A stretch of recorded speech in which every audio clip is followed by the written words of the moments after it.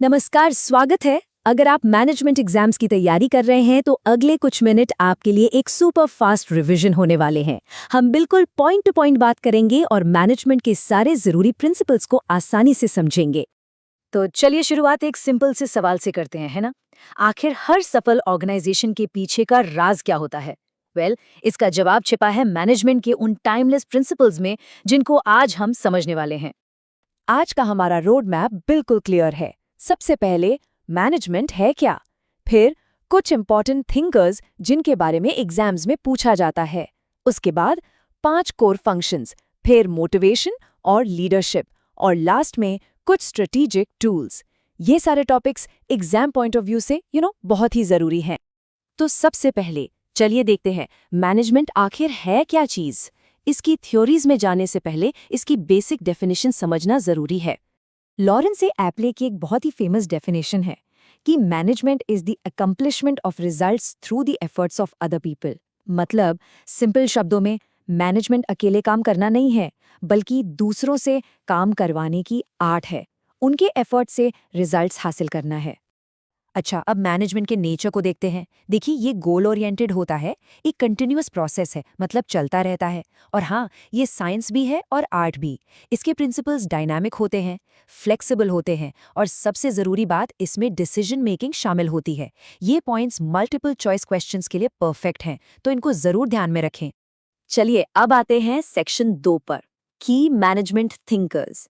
ये मैनेजमेंट के वो गुरु हैं जिनके आइडियाज ने आज के वर्क प्लेसेस को शेप किया है। और हाँ, एग्जाम्स में इन पर सवाल पक्का आता है। यहाँ है मैनेजमेंट के 2 टाइटन्स, टेलर और फेयोल। इनको याद रखने का एक सिंपल तरीका है। टेलर ने देखा नीचे से ऊपर, मतलब उनका फोकस था शॉप फ्लोर एफिशिएंसी पर, वर्कर्स पर। उन्होंने वन बेस्ट वे का कॉन्सेप्ट दिया। जबकि फेयोल ने देखा ऊपर से नीचे, मतलब उनका फोकस था टॉप मैनेजमेंट पर, और उन्होंने दिए मैनेजमेंट के वो मशहूर 14 प्रिंसिपल्स। और फिर आए एल्टन मेयो अपनी हॉथॉर्न स्टडीज के साथ। ये एक टर्निंग पॉइंट था सच में। इन स्टडीज ने साबित किया कि वर्कर की प्रोडक्टिविटी सिर्फ फिजिकल कंडीशंस, जैसे लाइट कैसी है, कुर्सी कैसी है, इस पर डिपेंड नहीं करती, बल्कि सोशल और साइकोलॉजिकल फैक्टर्स, जैसे उन पर ध्यान देना, ग्रुप डायनामिक्स, ये सब ज़्यादा इंपॉर्टेंट हैं। यहीं से मैनेजमेंट में ह्यूमन एलिमेंट की एंट्री हुई। ठीक है, अब आगे बढ़ते हैं सेक्शन 3 पर, द 5 कोर फंक्शंस। सोच लीजिए, ये एक मैनेजर का एसेंशियल टूल किट है। मतलब उनका डे टू डे काम इन्हीं फंक्शंस के इर्द गिर्द घूमता है। एग्जाम के लिए ये एक्रोनिम POSDC आपको बिल्कुल रट लेना है। ये एक साइकिल है। P से प्लानिंग, पहले से सोचना। O से ऑर्गेनाइजिंग, रिसोर्सेज को अरेंज करना।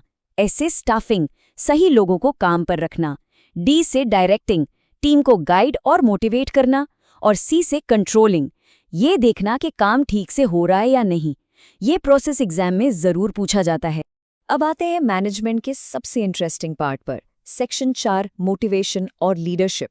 अभी तक हम प्रोसेस की बात कर रहे थे, अब हम इंसानों की बात करेंगे। टीम्स को मोटिवेट करना और लीड करना एक सुपर क्रिटिकल स्किल है।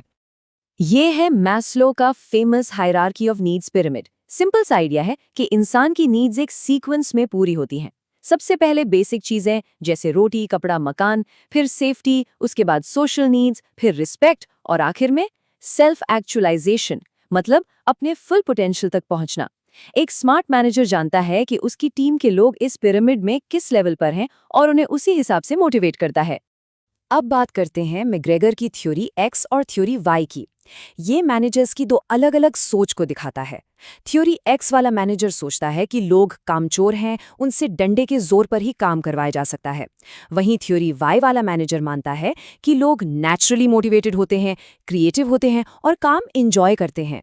सिनेरियो बेस्ड क्वेश्चंस में ये कॉन्सेप्ट बहुत टेस्ट होता है। लीडरशिप स्टाइल्स की बात करें तो 3 मेन हैं। एक, अथॉरिटेरियन या ऑटोक्रेटिक, जहां बॉस ही सब कुछ है, सारे डिसीजंस वही लेगा। दूसरा, पार्टिसिपेटिव या डेमोक्रेटिक, जहां टीम से पूछकर उन्हें इन्वॉल्व करके डिसीजन लिए जाते हैं। और तीसरा, डेलीगेटिव या फ्री रेन, जहां टीम को पूरी आज़ादी दे दी जाती है। हर स्टाइल अलग अलग सिचुएशन में बेस्ट काम करता है। और अब आते हैं अपने फाइनल सेक्शन पर, सेक्शन 5, स्ट्रेटेजिक मैनेजमेंट टूल्स। ये वो चीजें हैं जिनके बारे में टॉप मैनेजर्स सोचते हैं, कंपनी का फ्यूचर प्लान करते हैं।